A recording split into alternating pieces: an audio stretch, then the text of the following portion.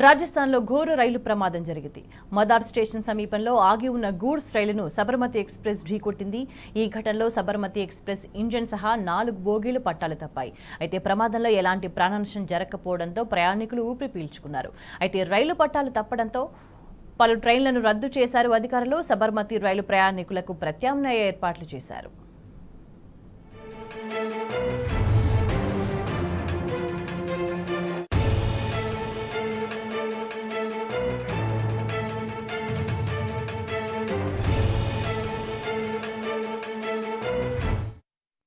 రాజస్థాన్లో ఘోర రైలు ప్రమాదం జరిగింది. మదార్ స్టేషన్ సమీపంలో ఆగి ఉన్న గూడ్స్ రైలును సబర్మతి ఎక్స్ప్రెస్ ఢీకొట్టింది.